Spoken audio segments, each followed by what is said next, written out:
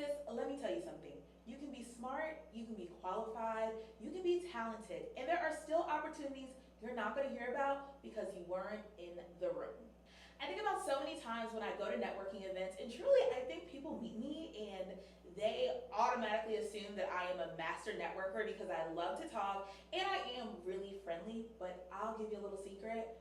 I'm a Scorpio and we are very funny sometimes when it comes to meeting new people. So a lot of times I'll walk into rooms and I immediately can shrink at times. Unless it was a room I was really excited about or I know a bunch of people there, I'm not gonna lie, it can be very, very intimidating. And my old tactic used to be I'll go with a friend, but I found myself just talking to my friend the entire time and I'm like, that is not why I came. So I really had to break that habit. And as I've gotten more confident walking into these rooms, I'm starting to meet people and I'm able to spot the girl who isn't as confident and go up to her and approach her and realize that a lot of people are having this similar issue. So that's why I went to this episode. I really wanted to be able to share everything I've learned in this networking journey and most importantly, how to be the woman that everyone wants in the room. I have some amazing tips, so get your notebook and your pens out, ladies, because this one is gonna be a good one.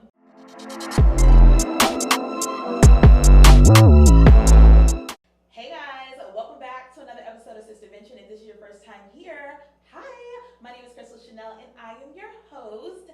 If you are back, hey girl, welcome back to another episode. This is gonna be a good one. As you heard from the opening, we are talking about networking today. And not just networking, but being a woman who knows how to build relationships well. I want to really hone in on the fact that we're relationship building, not networking. Because of course we all know networking just sounds so transactional. What can you do for me? There's nothing more I hate than someone who is automatically just like, what can you do for me? Baby, nothing. Nothing at all. Goodbye. So I think part of our problem is definitely the word networking. As soon as we hear, we automatically think transactional. Who are they? What can I get from them? And that's exactly the philosophy I want you to drop immediately. We are no longer networking, we are building relationships. Say it with me, ladies, building relationships. When you go to a networking event, your goal should not be to collect 20 business cards that you're gonna toss to the side and never use. We wanna build at least 3 genuine relationships. And honestly, that's all it takes. It's better to build 3 genuine relationships than get 20 business cards that you're never gonna use. Your first Sistervention networking rule is don't collect people, connect with people. Now, I know someone's probably at home thinking, look, networking just feels way too forced and way too fake. Sister, I am there with you. I absolutely hate small talk. I want to know why your cousin's kids got taken away last year and she still don't have them back. I want to get deep. I want to know everything about you when I meet someone. I don't want to talk about what do you do. I hate a what do you do person. That's the first thing you have to ask me. We need a rewind. So I want you to understand that if networking feels fake, good. It should not feel fake. Instead of trying to figure out what you can get from this person, I want you to frame your mind for curiosity. When you talk to people, you want to become very curious about them. People love talking about themselves. And honestly, they think you're interesting. So let them expound on that. Ask follow-up questions. We'll get in deeper to what you say when you meet someone, but I want you to understand what networking should feel like. It shouldn't feel forced. Now, I think another question that runs through a lot of people's minds when networking is like, what if I'm not important yet? What if you're young, you're 24 or 23, fresh out of college, you have an entry-level job that you hate and you're trying to get out of it, so you really want to go to a networking event just to get a job, or you're 35 and you're starting over and you're pivoting, you're trying to enter a new career, or you just left your career. Maybe you're planning on launching a business, but it hasn't launched yet, so you don't even know what to talk about. You might find yourself saying, what do I even have to offer to this room? I'm here to tell you, you do not need an impressive resume to be interested. You need curiosity, you need perspective, you need opinion, you need generosity, and honestly, you need something that you're really excited about. I never want you to introduce yourself as just something. Oh, I'm just an assistant, or oh, I'm just a podcast host. Oh, I'm just a this. That's all you'll ever be is just a this. You need to go in these rooms talking about your business or just your personal brand and who you are as it's the best thing that this person has ever heard. Because the only way they're gonna know that it's not the best thing they've ever heard is if you tell them it's not the best thing they've ever heard. For all everyone knows, this is the biggest podcast in the world. Oh my God, you haven't heard of it? Where have you been? You haven't heard of Sistervention? Meanwhile, let me go to YouTube and find out I only have 300 views. That's none of their business, okay? Because to me, my brand is the best and you wanna be a part of my brand. You absolutely absolutely need to tell people what you're building. I find myself so many times, because I do a lot of things, a lot of times I don't always mention certain other things that I'm doing, and I think that really comes from me having an impressive resume. So I was so used to using my title and what I did at work to be able to just, flex the muscle, have something to talk about. People, traditionally find working in television very cool. So when I had that job, I never really had to think about what I'm building and all the things that aren't maybe as fully baked or as recognizable, but that is where the magic is. People don't meet people every day building these amazing things, especially something that's unique to you. So I want to encourage you to speak life into what you're building, because you never know who you're going to meet and who they may know. And this reminds me to let you guys know, never judge people on their status today. The girl who is just starting her business could be the hottest thing in 5 years, and you don't want to be the girl who's like, ooh, I kind of blew her off at the networking event and now I really want a job, or now I really want a collaboration with her, or I need her business to sponsor what I'm doing. You always want to make sure that you are just being curious about who people are instead of trying to sniff out the CEO in the room. So that brings me to one of my biggest networking rules. Stop trying to network up. You need to network across. Issa Rae said it best, you have to network across. Some of the people I've worked with and some of the people I've met in my journey or have gone on to do the most amazing things, and I cannot imagine if we all didn't try to collaborate and work together. Now I can just pick up the phone and say, oh my gosh, girl, do you want to be the casting director on this? Do you want to produce this with me? Because I always wanted to network across. I'm not trying to reach Lena Waithe because I worked on one of her shows. No, I am working with the person that I worked with at the desk when we was in the trenches working on her show. I'm not looking to go to the big dog. I'm not chasing status, because honestly, you never know. Your old coworker might be the next Lena or Issa. So if you're taking notes, the next Sistervention rule is always network across, never only focus on networking up. Now, I know some of you might be listening and saying, girl, but the whole point is to meet someone who put me on. The whole point is to meet someone who's doing better than me. And while that may be true, the problem is if you're constantly evaluating someone's usefulness, you are a social climber, and nobody likes a social climber. We can tell when someone is social climbing and when they're genuinely curious about you and they see you building a genuine relationship that they don't know where it could go. The first question you always need to ask yourself is, why am I going? Why are you even going? And the answer just can't be because I was invited. Not good enough. What's your intention? Maybe you want to meet someone outside your industry. Maybe I want to meet 3 women. Maybe I want to introduce myself to the host. Or honestly, maybe you just want to be comfortable walking into spaces that are unfamiliar to you. That is a legitimate goal. And if you're wondering, well, what if I don't know anybody who's in the room? Perfect. That is exactly what you need when you are networking. Your goal then doesn't have to be who, it's now what. What 3 conversations am I going to have? I used to go everywhere by myself when I first got here, but it was out of force. I had no friends.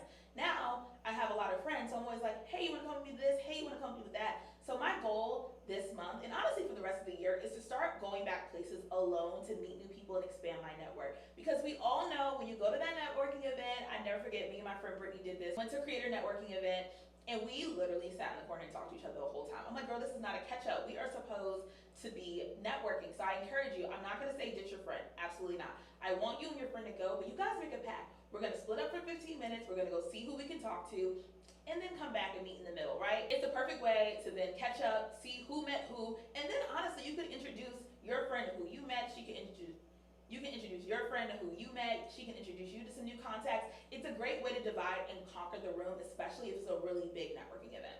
The Sistervention rule here is learn to go alone anyway. Walking into rooms alone is a muscle. You have to exercise it. That is the only way it's going to get easier. But honestly, going alone places is actually an advantage. The amount of times that I've been in rooms and gotten approached because I was an easy target, they're like, okay, she's by herself, perfect. That's exactly what I do when I'm at an event. If I see a girl standing by herself, I'm like, yep, her over there, let's go talk to her. Now, let's get into when you actually walk into that room, because the anxiety, I'm not gonna lie, the anxiety be a little interesting, especially if you see people there that you don't really know, but maybe you've seen them online or you've seen them in passing, or they're a friend of a friend, but you don't really know these people. So you're like, okay, what's the game plan? We're not going to get on our phones. Nobody needs to be like this at the event. Your phone is not your security blanket. That is the quickest way for no one to approach you and talk to you. You have to be able to put the phone down. I want you to walk in, shoulders back,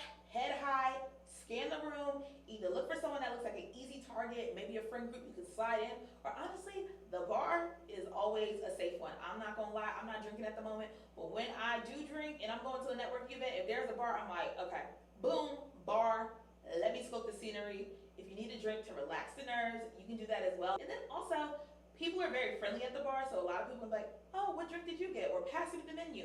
It's so easy to spark a conversation at a bar.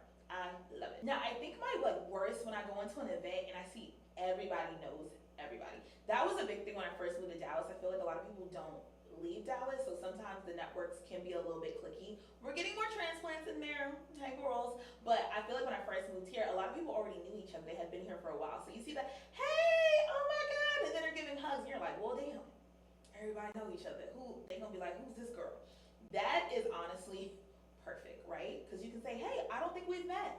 Because they're gonna be like, yeah, girl, who are you? Or I'm telling you, this is gonna be a repeating theme. Find the girl who's just like you, okay? Find the girl who's by herself. She came here on a whim, trying to have the confidence to meet some new people. She is going to be so happy that you walked up to her. I promise you, most people want people to come up to them, especially at a networking event. Now, I feel like when I talk to women, and this is the easiest part for me, everything we just discussed is the hard part for me. Like building up the courage to actually just like initiate. I'm always like, I'd rather not. People have been telling me is the hardest part is, girl, what do I even start saying to these people? Now this is where I'm like, as you know, naturally, I'm just a talker.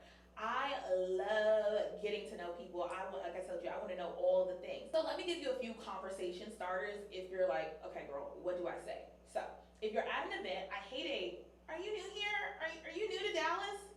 You can find out more about where the person's from, but I feel like you hear that all the time. Or like, what brings you here? Well, if it's a women in business networking event, more than likely because I'm a woman in business. So let's not ask questions that everyone's gonna ask. I think you really wanna get particular, like how did you hear about the event? Or if it's a women in business, what's your business? And that's different than like, so what do you do? Because we're all here, we're all women in business, so obviously we're here to talk about our businesses. Or another thing I love to do is if I like something on a person, I wanna be very clear. I only do this if I genuinely like what I'm talking about. So if I see someone with braids that look really nice, I'm like, oh my goodness, girl, your braids are so nice. Who did them? You know, it's so hard to find a Dallas braider. You're gonna have to give me their contact. Or, oh my goodness, girl, those shoes are amazing. I saw them in Saks. Something like that, right? Things like that are natural openers. And then you wanna listen for the door. So if you ask someone, oh my goodness, how did you hear about this event? And they say, oh, well, I'm a part of Dallas Black Bloggers. That's the door. So you always wanna listen for the door. So if you say to someone, oh my goodness, how did you hear about this event? She says, hey, Dallas Black Bloggers posted about it. I'm in their membership group. You can say, oh my goodness, are you a reporter? Are you a journalist? Do you have a blog? That's the door. You wanna always listen to the door that invites that curiosity because then people get excited. They've already given you the information that they wanna talk about. So now just roll with it, just go with it. But you always wanna listen for that door. If it's an event that's a series, have you been to one of these before? If you see they put on a monthly mixer, have you ever attended a monthly mixer before for this organization? They're gonna say, oh my gosh, yeah, I'm actually on the board, da da da da. Or, no, this is my first time, I'm new to the city. That's how you get that, are you new to Dallas? That's how you get it, right? So they say, no, I'm new for the city. Oh my goodness, where are you from? That's your door. Then they might be from New York. Oh my goodness, I'm from New York. Ah, you know how that goes with the New Yorkers. Next thing you know, you found out y'all live 5 minutes away from each other. Now you're both in Dallas. That's how those conversations work. And then you have genuine interest because you were asking questions because you were genuinely curious. You see the theme? Genuine. This is why networking does not work and people are not actually getting real relationships because they're not being genuine. It's like, so what do? You hear that they're pharmacists and you're like, well, girl, I'm trying to be a blogger, so unless you can, cook me up some peptides, I'm not really interested. So now you're gone. Little do you know, their brother might be the head of E and they're looking for new hosts. You don't know because you were not genuinely curious about who they were. You were just trying to figure out what they could do for you, and the next thing you know, you across the room back talking with your homegirl eating a chicken tender when you missed out on your next hosting opportunity. So I want you guys to be very clear about making sure you listen for the door. It invites for deeper and more meaningful conversations. And as someone who is terrible at small talk, because like I said, I like to get deep. I'm like, oh my goodness, why did you move? Like, what didn't you like about this city? Do you have family here? Like, that's how I like to roll. But you know what? The magic is never in the first question. It's always in that second question. So I'm telling you, for that door. Okay, so I definitely meet a lot of my shy and introverted girlies, so I want to make a very good distinction. Being introverted does not mean that you are bad at networking. You don't have to dominate the room, and in fact, you honestly shouldn't dominate the room. You should make a very small goal, get in, get out. For my girls who are introverted, you need to be on a mission when you get to these rooms. If your goal is to talk to 3 people, talk to your 3 and go home. If it's draining for you, we don't want you showing up not your best self. So after your 3 people, if that is too much, get out of there, sister. No one is keeping you there. But if you're feeling it and you're not feeling drained, keep going, talk to people. But I want to make sure that you guys aren't feeling overwhelmed, because that'll just keep you home in general. I understand. You're like, yeah, actually, I don't want to do this at all. Remember, your Sistervention rule is that depth is always going to be volume. So you want to have deep conversations, meaningful conversations, not just a lot of conversations. Now, another question I get a lot is, what if I'm bad at remembering names? I'm someone who I can try to remember a name. I'm always gonna remember a face. And for some reason, dates are like my thing. So if you tell me one time what your birthday is, more than likely, I'm gonna remember it. But it's okay. Do not spend 20 minutes and the whole time someone's talking like, okay, what's her name? What's her name? What's her name? Girl, don't even bother. Because a lot of times, they're not gonna remember your name either. I love to say, oh my goodness, it was so nice meeting you. Before I leave, tell me your name one more time so I don't forget it. And then I like to repeat it. Maria. Okay, yes, Maria, it was so nice meeting you. Or it was so nice meeting you, Maria.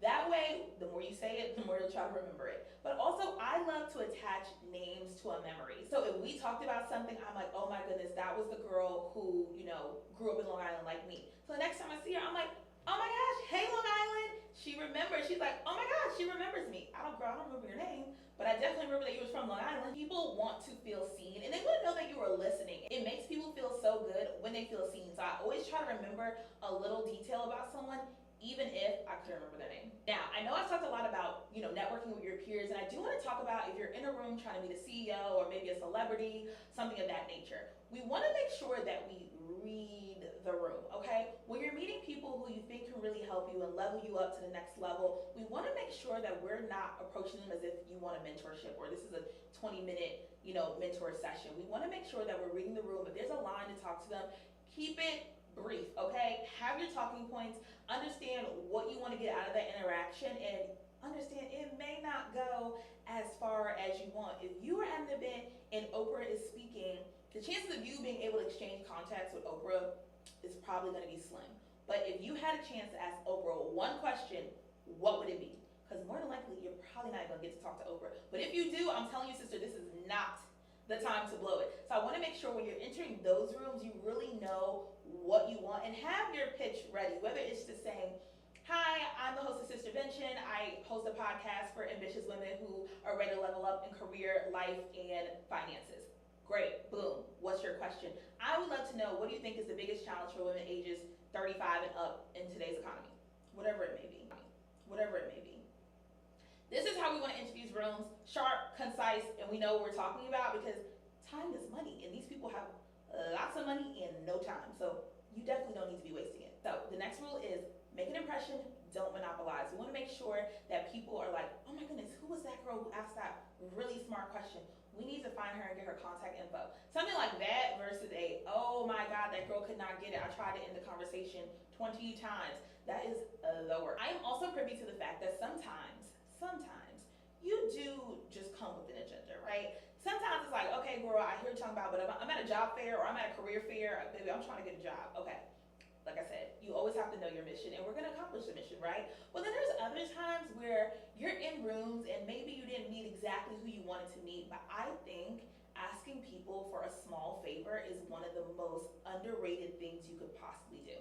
And here's what I'm talking about. I don't know if you guys listen to the podcast by Maggie Sellers, Hot, Smart, Rich. She had someone come on and talk about the Ben Franklin effect, which essentially is when you ask for a small favor, people tend to like you more. Small asks can actually create a connection. And when I say small, it needs to be small. So it could be something like, what books do you recommend I read for the next time I do an on-site interview? Can I ask your opinion on what you think, blah, blah, blah, blah, blah. Not, can you mentor me? Not, can I pick your brain for free? You just want to ask for small favors that also just build a connection, something that they can build upon, be excited to talk about, and also just be excited to help. And I know you might be thinking like, girl, now you got me asking people for favors. Like, I don't want to bother people. That is a common fear, and I completely understand, because Who wants to be bothered? But you need to reframe it. You're not asking someone to manage your life. You're just simply asking them to share something that they can build upon and get excited about. So your Sistervention rule here is that relationships need deposits before you withdraw.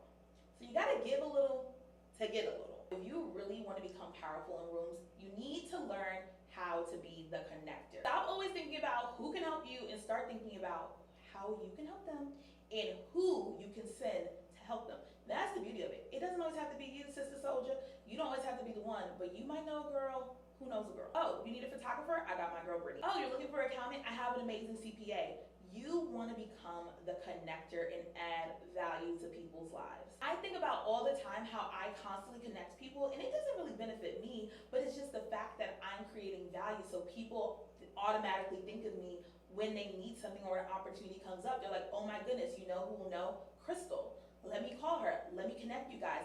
That is how you're going to expand your network, by connecting people. I've connected so many friends who have gone on and do things way beyond me, only because I'm like, hey, you two, y'all might work well together, or oh my goodness, like you guys both went to the same college, you don't know each other, stuff like that all the time. Find the common thread and be the connector. Now, I think a question that we don't talk about enough is, what if these people just aren't interested in me? And I understand that that could be a real fear, right? You're like, I'm just a regular, schmegular girl. I don't have all this stuff to talk about. It's a lot of work for me to even get up and go to the networking event, and now you got 100,000 prompts for me to remember before I walk in the room. All I can simply say is, do not chase connection.